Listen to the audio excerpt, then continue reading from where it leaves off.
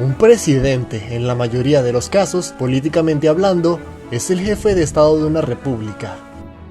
Al ser una figura de tanto poder, prestigio y relevancia, muchas veces solemos ver a estas personas que ocupan este cargo con mucho respeto. Regla que no aplica mucho en Latinoamérica, donde muchas de las personas que ocupan estos cargos son personas no capacitadas para ocuparlo. Esto no es nada nuevo. Los países de esta región durante la mayoría de su historia han sido repúblicas presidencialistas, por lo que ha habido presidentes de todo tipo, y presidentes ineptos, ineficaces e inútiles no faltan. Es por ello que hoy te hablaré de algunos de los peores presidentes de la historia latinoamericana.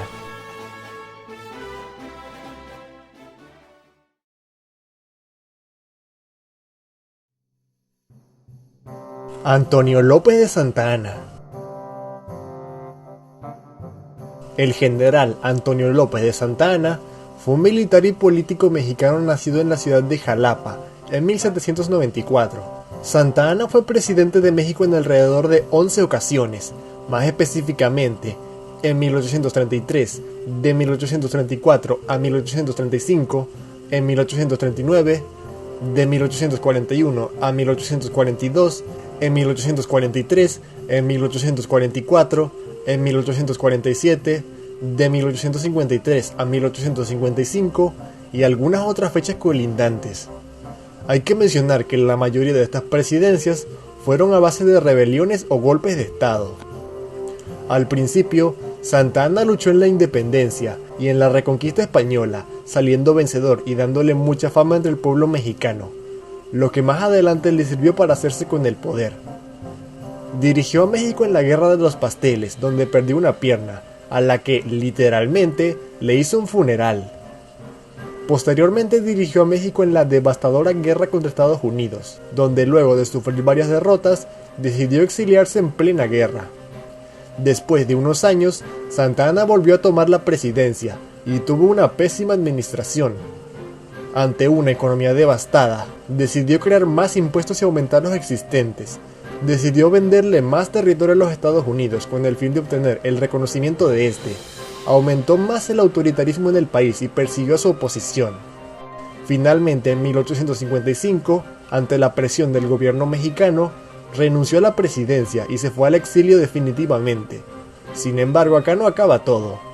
Aún en el exilio, siguió haciendo llamados y proclamas a iniciar rebeliones y revueltas en México, y durante la intervención francesa en México, ofreció sus servicios al gobierno mexicano, y al ver que estos lo ignoraron, le ofreció sus servicios a los enemigos de estos, que también lo ignoraron. Santa Anna regresó a México en 1874, donde murió 2 años después.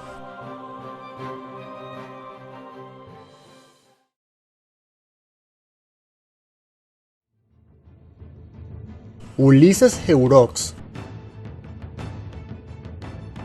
Ulises Jeurox, también conocido como Lilis, fue un militar y político dominicano nacido en la ciudad de Puerto Plata en 1845.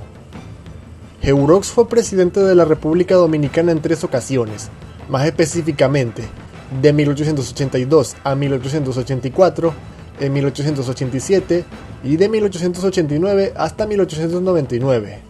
Participó en la Guerra de Restauración contra los españoles, obteniendo mucho reconocimiento como militar.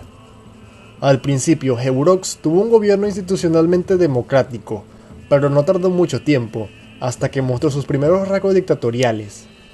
Jeurox hizo varias reformas constitucionales que le dieron más poder, creó una amplia red de espías y sicarios, quienes se encargaron de quitarle de en medio a sus adversarios políticos.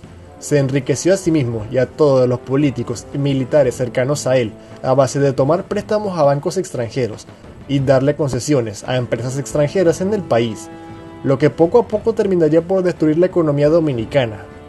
Al final, con una economía devastada y un país en ruinas, tomó la pésima decisión de imprimir el equivalente a $5 millones sin respaldo en moneda dominicana, lo que causó el disparo de la inflación y la quiebra total de la mayoría de las empresas en el país. Finalmente, en 1899, Ulises Jeurox fue asesinado. Al momento de su muerte, la deuda nacional era 15 veces mayor al presupuesto del país. Como consecuencia de esto, Unos años más adelante, el país fue ocupado militarmente por los Estados Unidos, quienes se encargaron de recuperar la economía y pacificar el país.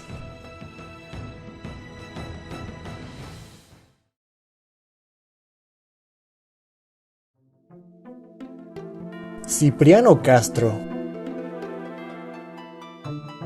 Cipriano Castro fue un militar y político venezolano, nacido en la ciudad de Capacho Viejo en 1858.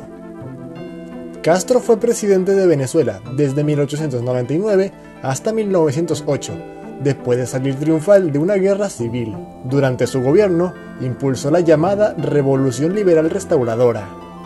Cipriano Castro heredó un país devastado por los conflictos internos, endeudado y en bancarrota, y aún así se puso a crear grandes proyectos ambiciosos como centralizar el país, modernizar el ejército venezolano, diversificar la economía e incluso restaurar la Gran Colombia. Poco tiempo después empezó otra guerra civil en Venezuela para derrocar a Castro. En medio de esta caótica situación, Cipriano Castro invadió a Colombia para ayudar a los liberales colombianos en la Guerra de los 1000 días, y la gota que derramó el vaso fue que decidió que no reconocería ningún préstamo de banco o país extranjero tomado antes de su gobierno.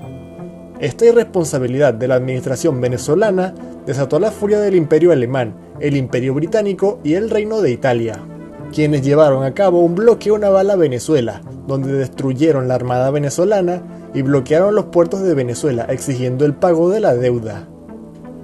Unos meses después, tras mediación de Estados Unidos, el bloqueo terminó. Sin embargo, aquí no acaba todo.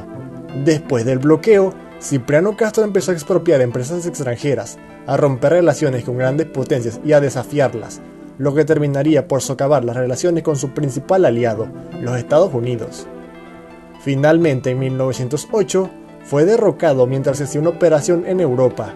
En el exilio, Cipriano Castro intentó crear planes para regresar al país y tomar el poder, aunque sin ningún éxito. Finalmente murió en 1924 en Puerto Rico.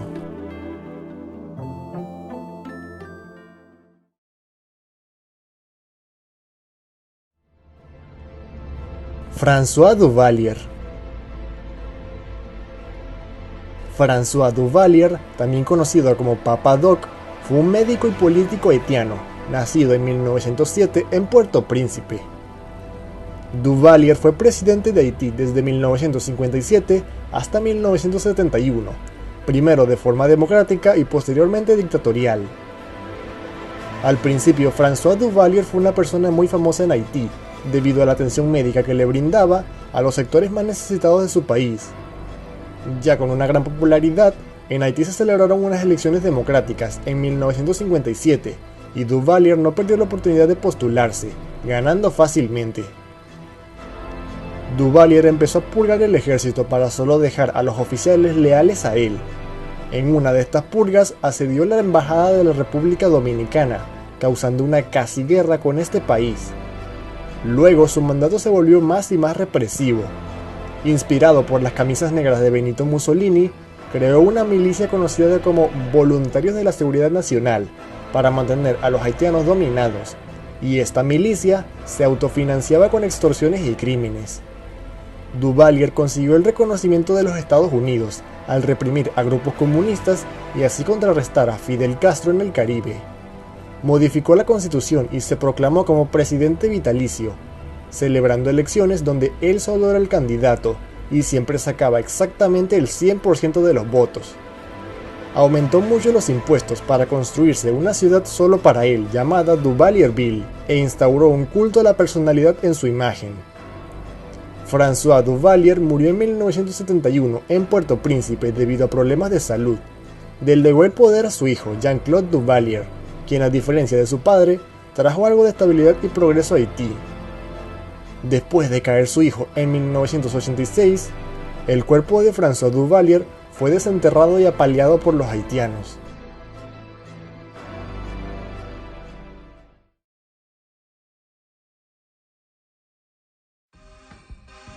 Salvador Allende. Salvador Allende fue un médico y político socialista chileno, nacido en 1908 en la ciudad de Santiago de Chile. Allende fue presidente de Chile desde 1970 hasta 1973. Antes de su elección como presidente, Allende había tenido un largo historial político. Había sido dirigente estudiantil, participó activamente en la militancia de partidos políticos de izquierda y llegó a ser ministro de Salud, lo que le permitió amasar una cifra de seguidores medianamente grande. Se postuló unas 4 veces a la presidencia de Chile y finalmente en la última, o sea en las elecciones de 1970, resultó ganador. Allende quiso llevar a su país a una revolución socialista de manera pacífica pero rápida. Para ello aceleró muchísimo la reforma agraria, expropiando y permitiendo a grupos como el Movimiento de Izquierda Revolucionaria tomar a la fuerza tierras y haciendas que muchas veces terminaban de manera sangrienta, ya que los terratenientes defendían sus propiedades. En medio de estas expropiaciones, aumentó los salarios, aumentó el gasto público y congeló los precios, lo que inevitablemente desembocó en el aumento de la inflación, la escasez y el desabastecimiento de muchos alimentos, medicinas y productos de primera necesidad. Creó un sistema de abastecimiento llamada JAP, donde los más beneficiados fueron los leales a su partido.